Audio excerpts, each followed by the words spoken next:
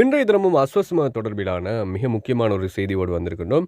அஸ்வசும கணக்கு மூலமாகத்தான் 70 வயதுக்கு மேற்பட்ட முதியவர்களுக்கு, இந்த அஸ்வசும பெறுகின்ற குடும்பங்களில் இருக்கக்கூடிய 70 வயதுக்கு மேற்பட்டவர்களுக்கு அஸ்வசும வங்கி கணக்கு ஊடாகத்தான் பணம் கொடுக்கப்பட்டு வந்துச்சு. ஆனால் இனிமேல் அப்படியான சந்தர்ப்பங்கள் வருமா அப்படின்னு சொல்லி பார்த்தா இல்லை. சில காரணங்களால் பார்த்தீங்க அப்படின்னு சொன்னால் அந்த வங்கி கணக்குக்கு காசு வரதை நிறுத்தி இருந்தாங்க. நிலுவைத் தொகை நிறைய பேருக்கு இருந்துச்சு, கொடுக்க முடியாமல் இருந்துச்சு.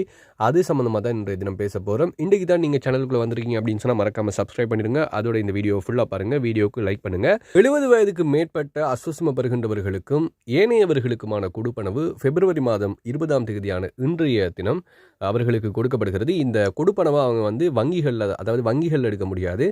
எங்கே எடுக்கலாம் அப்படின்னு சொல்லி பார்த்தீங்கன்னு சொன்னால் தபால் நிலையங்கள் எடுக்கலாம் அல்லது உப தபால் நிலையங்கள் எடுக்கலாம்.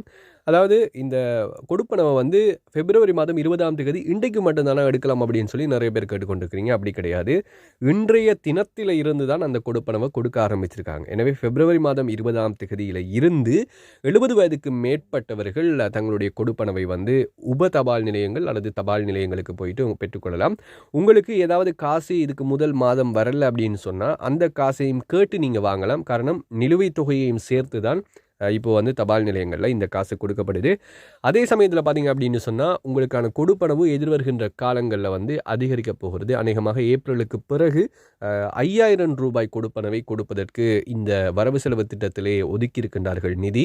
எனவே ஏப்ரல் மாதத்துக்கு பிறகு அந்த கொடுப்பனவு 3000 5000 அதிகரிக்கப்பட இருக்கிறது. எனவே 2000 ரூபாய் மேலதிகமாக இந்த முதியவர்களுக்கு கொடுப்பதற்கு அரசாங்கம் தீர்மானித்திருக்கிறது. எனவே பிப்ரவரி மாதமான இன்றைய 20ஆம் தேதி முதியோர்கள் கொடுப்பனவை பெற்றுக்கொள்ள தபால் நிலையங்களுக்கு போக முடியும்.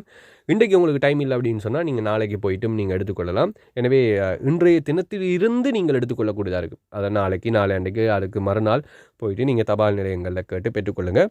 இன்னும் ஒரு கொடுப்பனவு தொடர்பான செய்தியில் நான் உங்களை சந்திக்கிறேன். கொடுப்பனவுகள் தொடர்பான செய்திகளை அறிந்து கொள்ள மறக்காமல் சேனலை சப்ஸ்கிரைப் பண்ணுங்கள்.